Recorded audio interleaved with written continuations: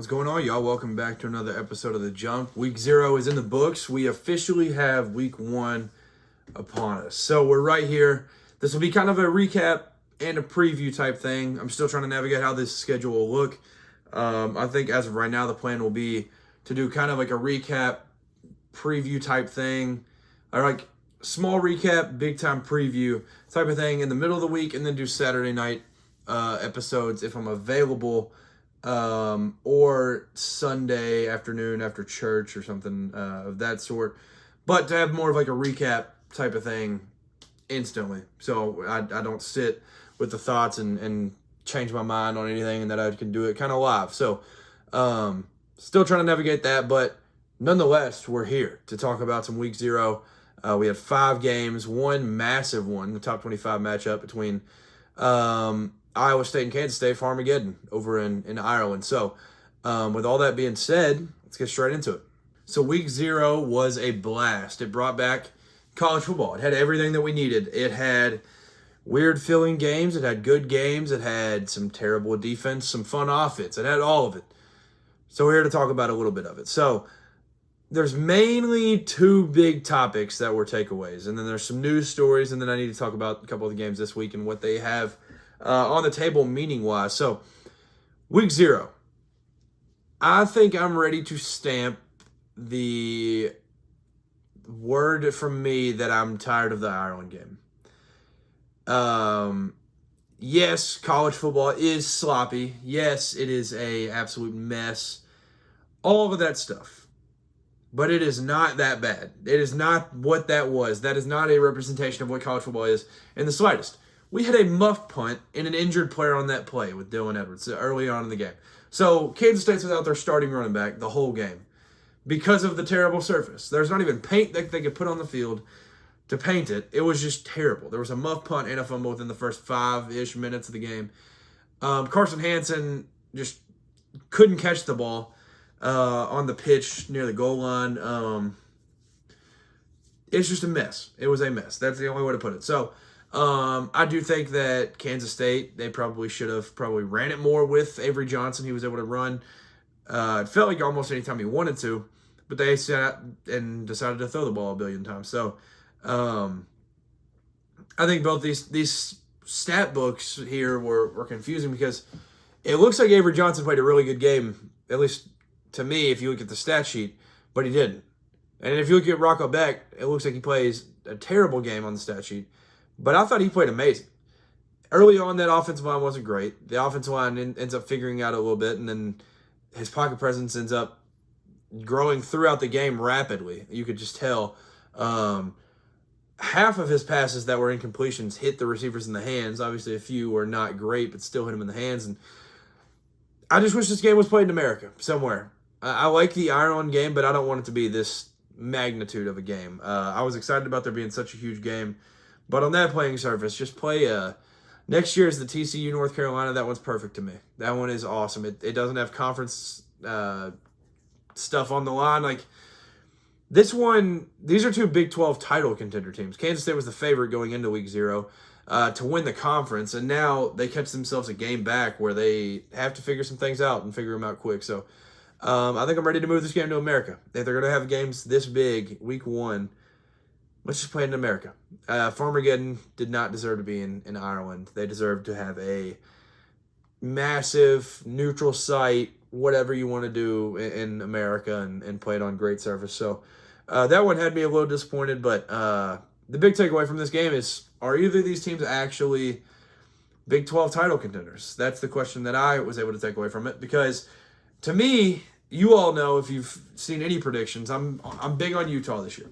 Big on Utah. I think Arizona State will be really good again. So I think if you're those teams watching these 2, and if you're TCU and Texas Tech, you start getting your hopes up a little bit, and Baylor as well. So these 2 teams didn't look great, but it is Ireland. It is the terrible conditions. So it's hard to take away a whole lot from this, and that's why I did not like the Ireland game this year. I was excited about it being a massive game and top 25 matchup, all that.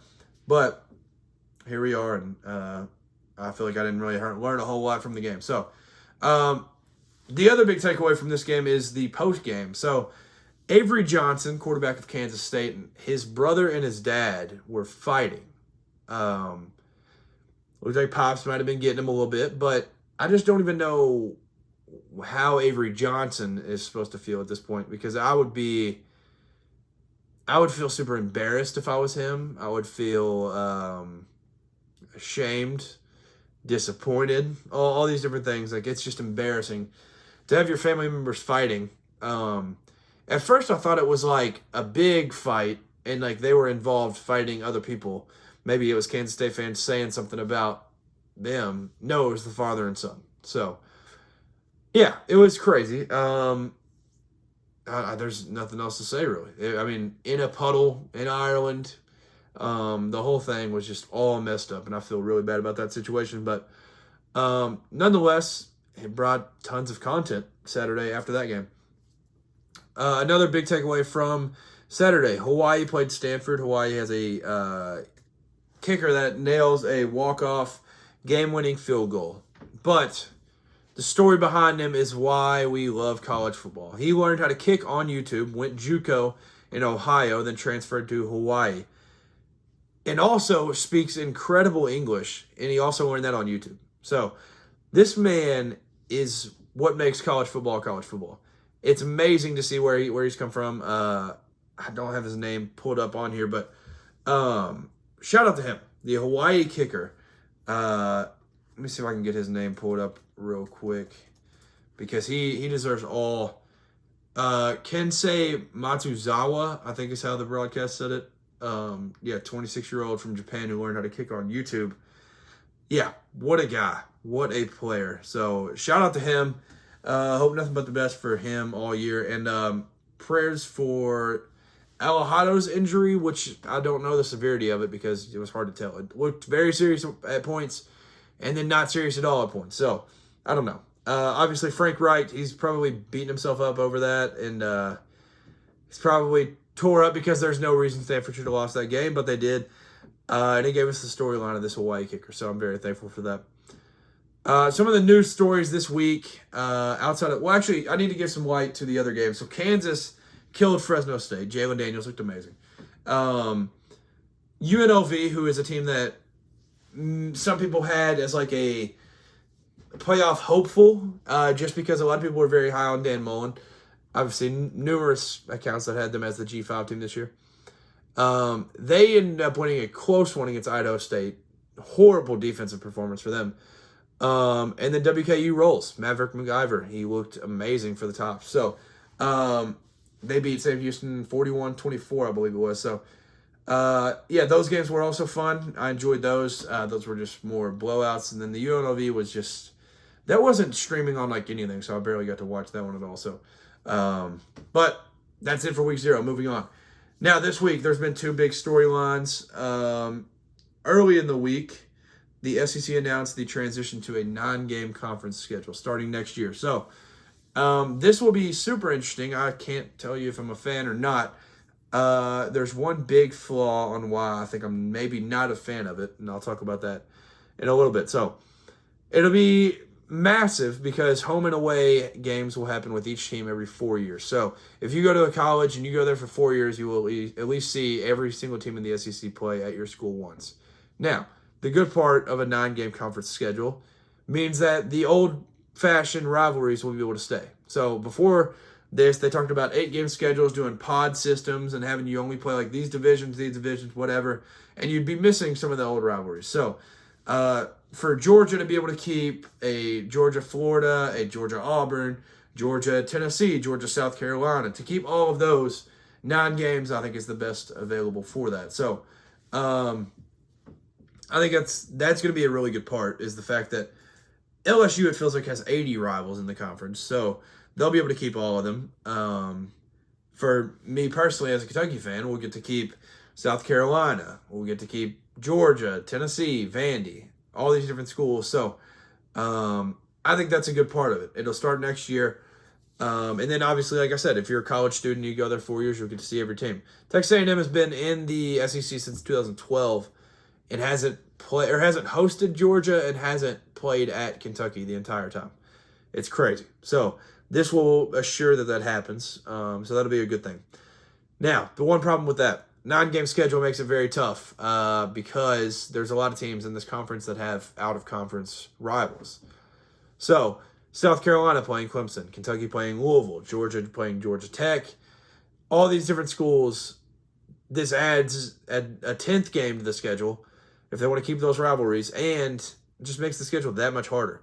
Added on to that, the SEC might be doing a kind of SEC Big Ten home and home series. Now, I heard a couple years ago, maybe about a year ago, there was a rumor going around that this would happen, and it would kind of go based on finishing in the conference. So, say, just to use Kentucky, for example, last year we finished, I think, 15th in the conference last year.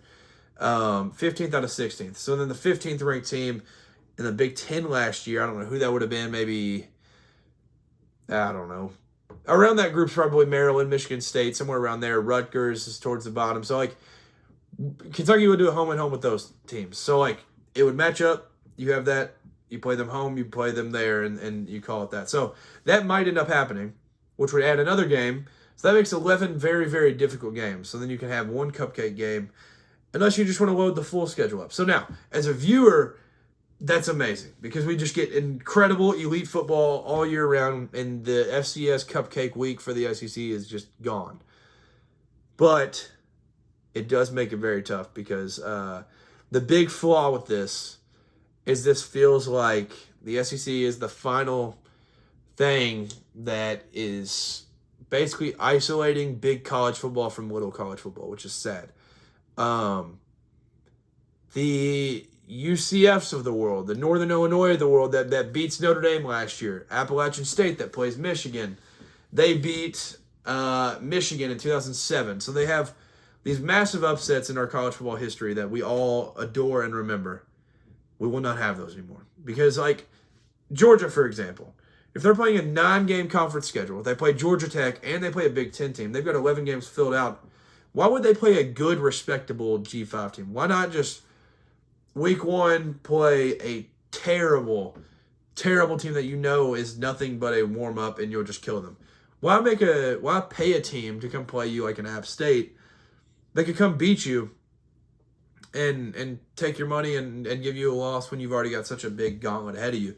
So I think that middle of the pack is just being kind of shunned in a way, and the SEC is just the next team to adopt to it. So I think the Big Ten, they're already at 9. Now the SEC is joining, and it feels like there's like this alliance being formed with all these top conferences, top schools, away from the small schools. And I think at some point we're going to have a group of 5 playoff and championship for them as well. So that will stink, obviously, but I think that's just about where we'll be headed, sadly. So that'll be interesting to see.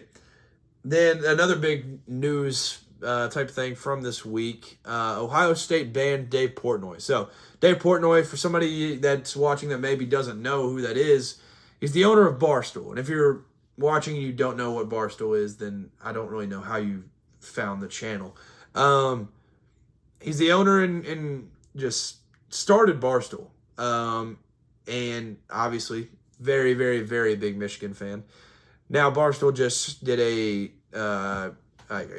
agreement, I guess, with Fox.